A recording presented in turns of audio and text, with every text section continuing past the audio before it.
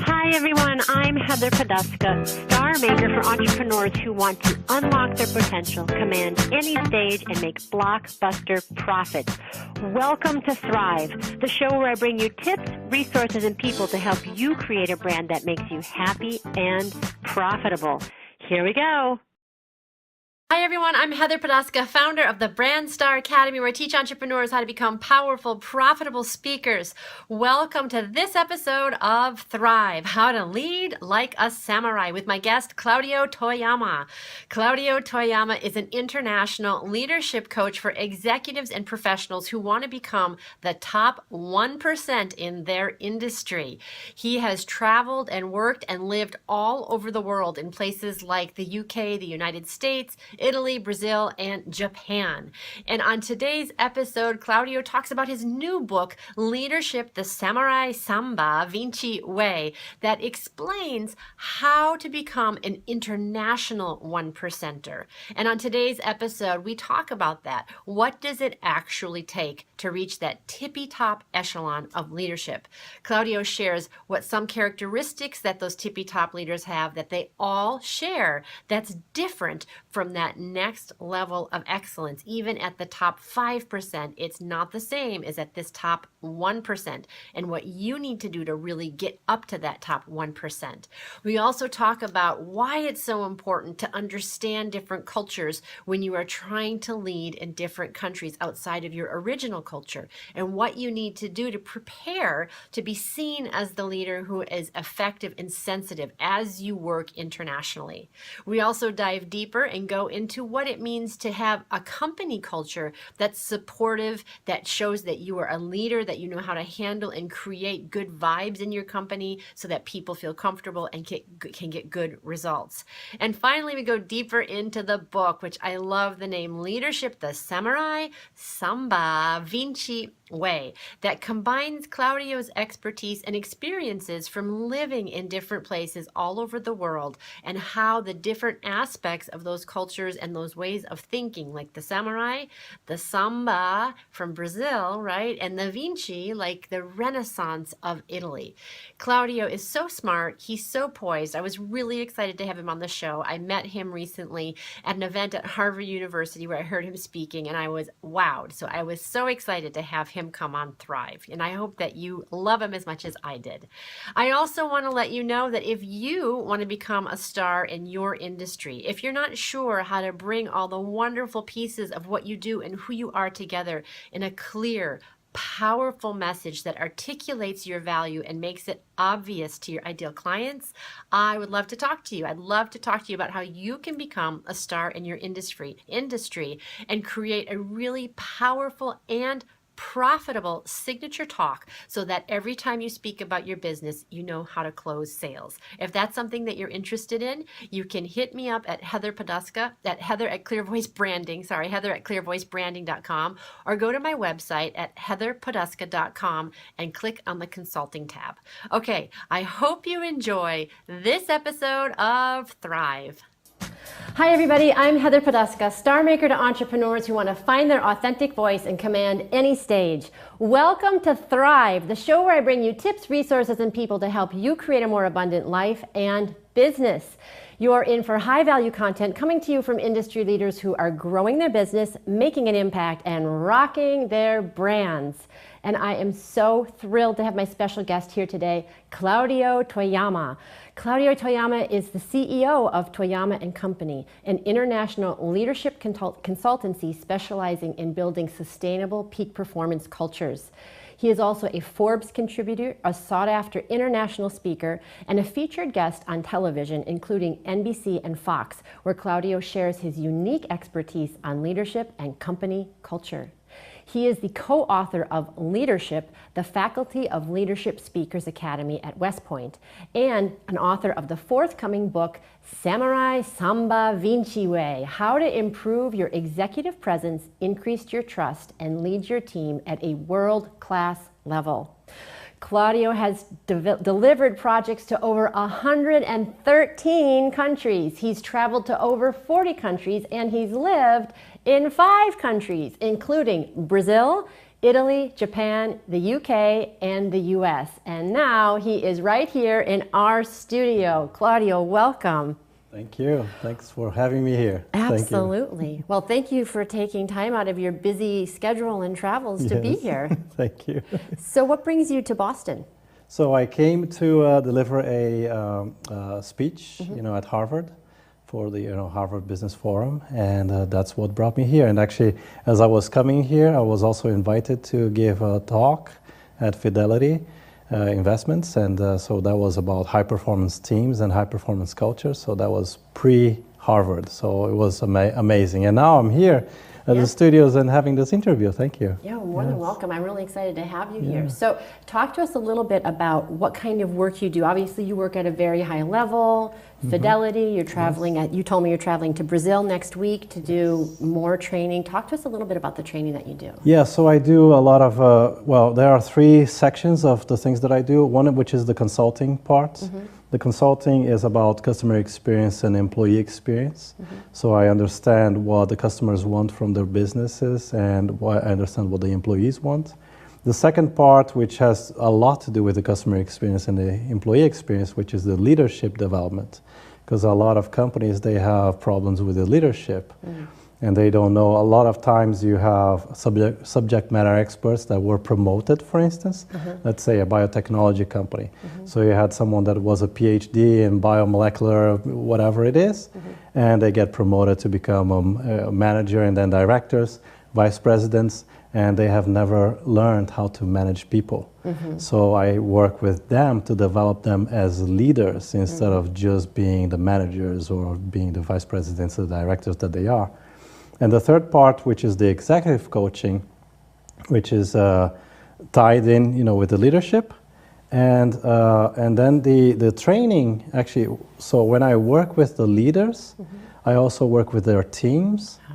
So, for instance, if it is negotiation skills or influencing skills or presence and gravitas, all of that, we work with the groups of people as well. So.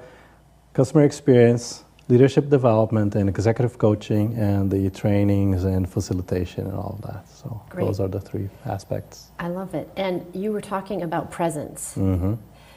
Talk to us a little bit about presence, because I'm a really big believer in presence. And as a brand, if you're an employee, you're still a brand. You have your personal brand. So talk to us a little bit about the importance of presence in terms of being a leader and how that can impact in a positive way your status or detract from it. Oh yes, so presence is huge. Presence and gravitas are huge, because for instance a recent client of mine, a Nobel Prize winner in physics that I mentioned during the Harvard speech. So he works at NASA. He got the prize some years ago. He has been invited all over the world to deliver talks. He is, of course, he knows his subject inside out, because he is one of the top leaders in the world on that topic. But what happened was he was not connecting with people. So that's where he wanted me to work on. He wanted me to work with his presence and his gravitas, so that when he was talking, he was really connecting with everyone that he was talking to. He was talking, connecting with the audience. So actually, it can either, if you don't have presence, yes, it can detract from your impact. Because if you don't have presence, they're going to go, I'm not really sure if they know what they're talking about. Because maybe they're too shy, and you can even see in the body language, and not only in the body language, but also the intonation and how firm they are being and all of that. And having content is great, but you also need to have all the other aspects that go with it. Absolutely. I've been, I don't know if you know this about me, but I've been an opera singer for many years, and we sing in Italian, French, German, English, and a lot of people who go to the opera aren't fluent in those languages, and you still have to convey the story with your body language. It's so important. So in terms of customer service, and how does that get played out in terms of keeping the brand? Because you have to set the brand, right? And the people underneath you to make sure that everybody's living up to the brand so that you can deliver a consistent customer message and experience. So Let me give you an example. As you know, I have lived in London for many years, almost 12 years I lived there. So imagine Virgin America, and then imagine British Airways. So you have completely different cultures. So for the British Airways, if they were playful, it would not be on brand, because British Airways is very that's that royalty kind of brand. If you go to Virgin America, it is a completely different brand. You need to be like, even it is fascinating because even the safety video is amazing. Really? I was watching that over and over again, like, oh my God, this is so amazing. It's catchy music. Which one is this one? The Virgin America. Oh, I'm flying Virgin. Oh, yeah. It's like, oh my God, it's amazing. And I was like, oh my God, this is so great. So it is catchy, but if they were going to do that for British Airways, it would be completely off-brand. So talking about that and talking about being present or being who you are, you need to be on brand, and at the same time you need to be who you are. So if you are, let's say, here in the US, Southwest, they are playful. They do everything very precisely, and they put the playfulness on top of it. But if other brands wanted to do that, let's say US Air or whatever, they would be off-brand, and they would be like, people would be like, what is happening with this guy, or what is happening with this lady? There's something off here because they're not they're not on brand. So So what do you advise companies in terms of hiring, or do you talk to them about that in terms of acquiring people to be good brand ambassadors? How do you talk? Do you talk to people about that? I do. Yeah, I do talk about that because actually one of the principles of having high performance teams is for them to be on brand. Right. Because let's say Southwest employee, they are fun. So they hire for that aspect as well, not only for being very good at what they do, but also for being fun.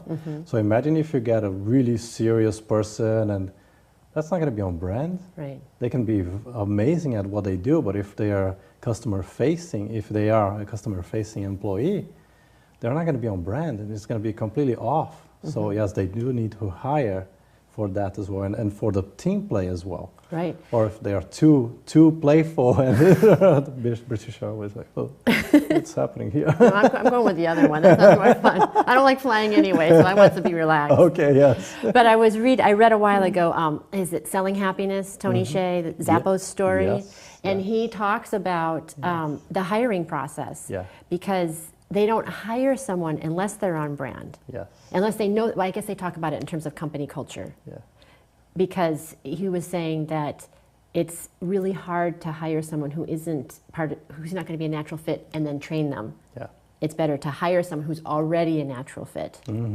Yes, and for Tony Hsieh, he is actually one of the case studies for customer experience around the world.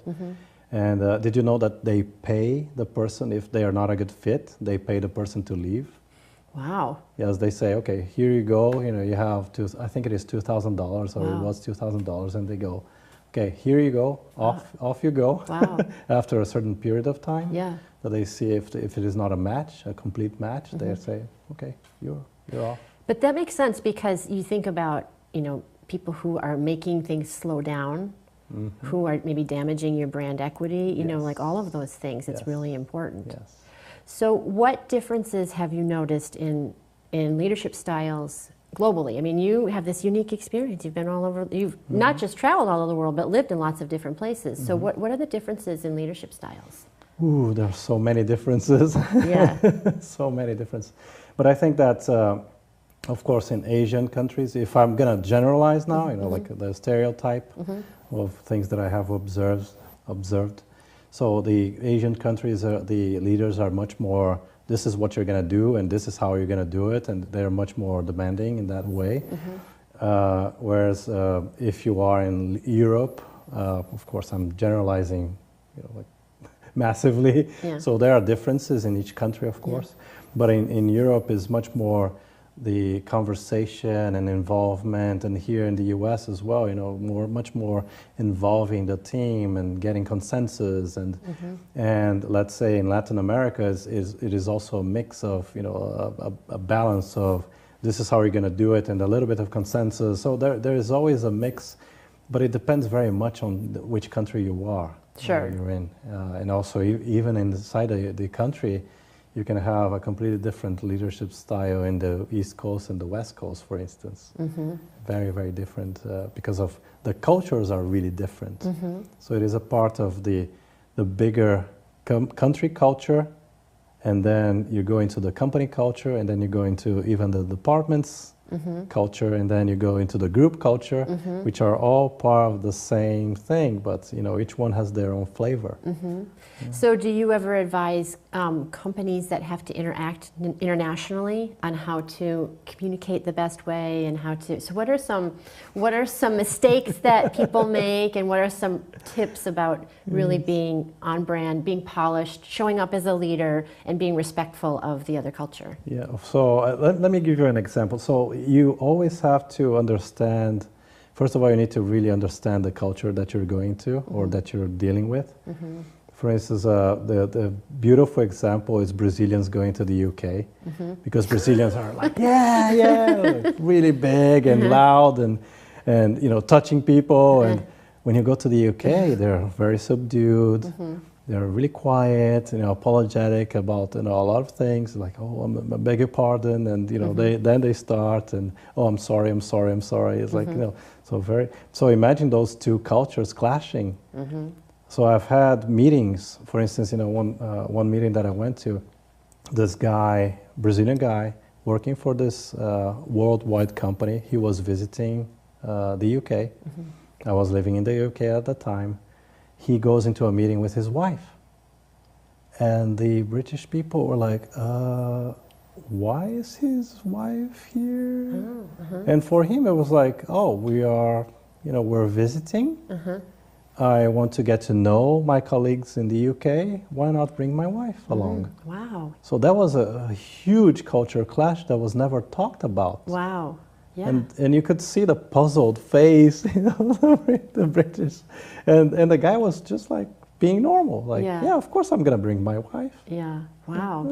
Which was really, really interesting. Yeah. Because you need to be aware of the culture, so that you're not clashing without even knowing that you're clashing. It's like, or doing a faux pas in the middle of a meeting. You're having a complete faux pas. I still remember my own case when I arrived in the UK. So having growing up in Brazil, lived a little bit in Japan, and then spending some time in Italy. So Italy and Brazil, like talking with the hands, and of course touching people, like, hey, how are you doing? I remember my first day at work in the UK, I touched the shoulder of my colleague. He was sitting down, I touched the shoulder just to say, hey, how are you doing? He just did this. He looked at me with that face. He didn't say anything. I was like, I'm so sorry, I forgot. I knew, but I completely forgot because I was being so natural, touching his shoulder. And he was like, he just gave me that look like, what are you doing? Invading my space. Wow. So that was a complete faux pas that I was just like, I did not, even remember that I did that. So. Well, I don't know. I just think people must be somewhat forgiving, though, if you... Sometimes they are, but in this case, he was like, he was not in a good situation in his, life. So he was like very grumpy, and he was like, so. But that's not your fault. I know. But you can't control that. But I felt really bad. Anyway, it's like, But it brings up an interesting point, because the world is getting more integrated, right? Yes. I mean, I know in the United States, the color of the United States is changing, the populations are mixing, and the minorities the demographics are changing, even within companies, right? Yeah. So do you work at all with companies that have different ethnicities, different religious backgrounds, to really help them keep everybody happily working together? Yes. I have been focusing so much in technology companies, biotech companies, telecommunications companies. And those companies, they attract a lot of foreigners because they have the technical expertise. So a lot of Indians and Pakistanis, and even people from Europe and from different countries around the world. So there's always going to be cultural clashes. So for instance, if you promote an Indian person, the Indian culture is much more dictating what the other people will do. So if they come to the U.S. and dictate what they're going to do, they're going to have a mutiny. Well, that is our thing. Yes, like, hey, wait a minute, hey, this is not how you lead. Yeah. You're not being a leader, and for that person, he's being a total leader. Right. So there are loads of culture clashes in that way, and I have been coaching executives that were even the tone of voice. Wow. Like, because they are really demanding like this. They're not really, they are using please and thank you, but they're like, oh, can I have this report by tomorrow morning, please? Like, whoo, okay, all right. So I had to work on that, just the tone of voice and how do you make requests and proper requests and all of that. So. Well, your skill set is so unique and so valuable, and not a lot of people have that. Yeah. And I love how you've combined all of your experiences this is your new book, correct? Yes, that is coming out. The Samurai Samba Vinci. Yes. So tell us a little bit about the book. So the book has been 10 years in the making. Wow. So I have been living outside of Brazil for 22 years now.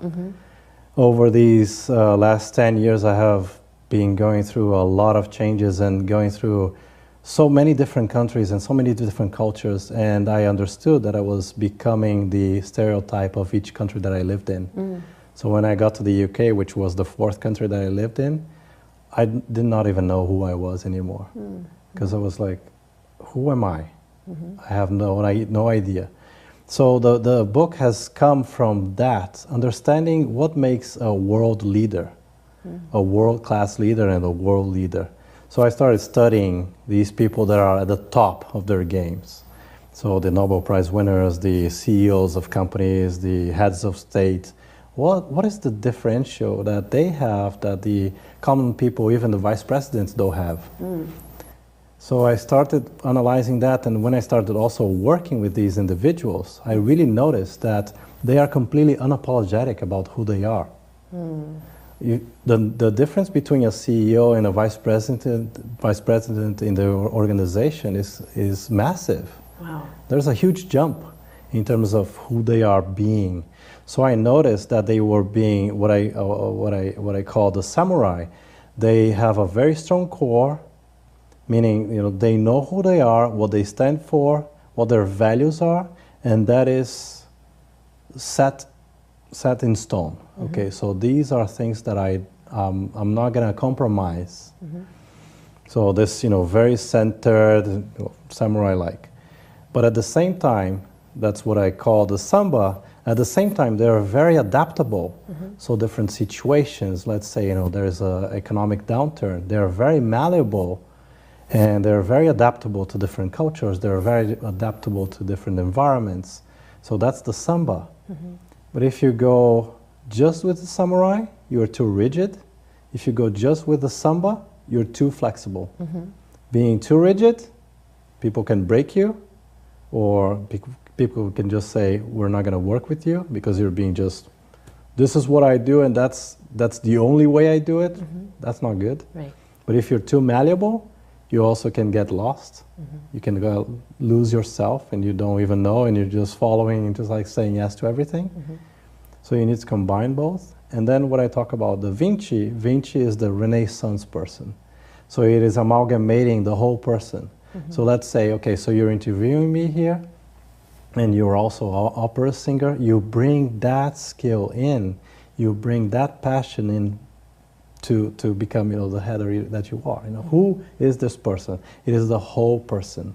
So that's where the Renaissance person comes from, and that's where you can innovate, and that's where you can bring all the beauty that you can. I love that. And I was thinking, as you're talking about the samurai, that you have to be grounded to be really flexible, I think. Otherwise, you're just floating. Yes. Right? Yes. That's, and you brought up singing, so I'll just continue that stream of thought. Singers who aren't grounded don't have a lot of flexibility.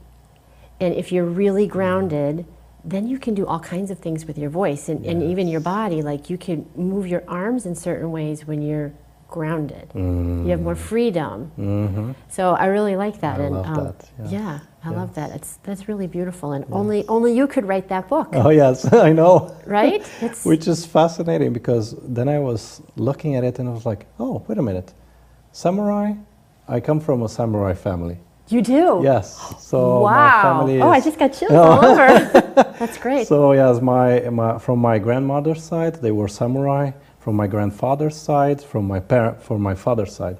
From my grandfather's side, they were sword making. Wow. So they got married and all of that, and then after the Second World War, they lost everything. So that's why my father and his family migrated to Brazil. Mm-hmm.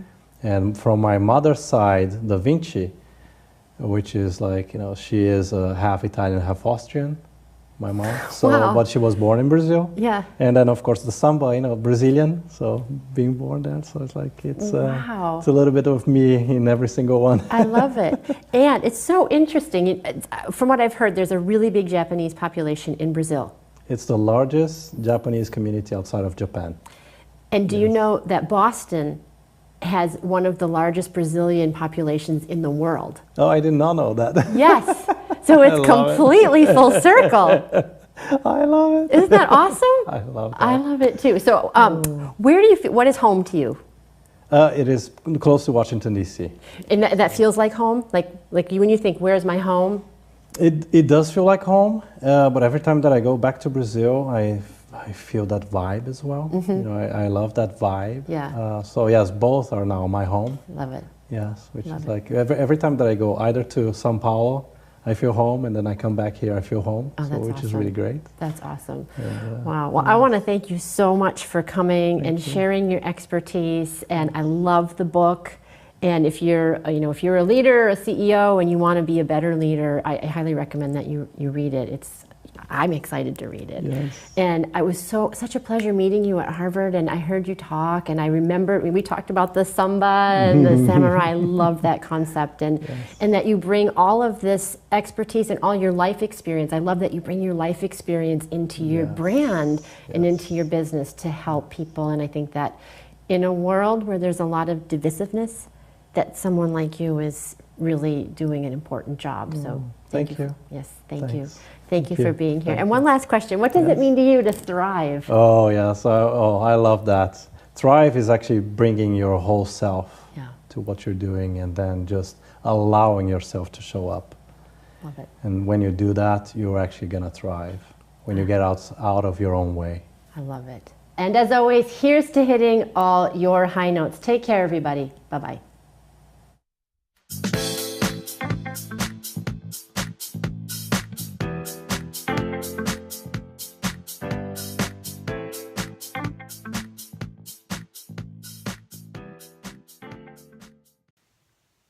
Hi everyone, it's Heather again. I hope you enjoyed this episode of Thrive. Every week we try to bring you people and information to help you change your life for the better, to grow your business, to expand your thinking, and to open your heart.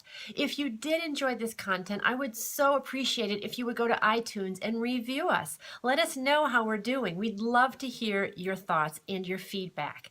And if you found this information helpful or useful in any way, please share it on out. Let your friends and family know about Thrive. And finally, if you'd like to know more about me, you can visit me at heatherpoduska.com. Until next time, here's to hitting all your high notes.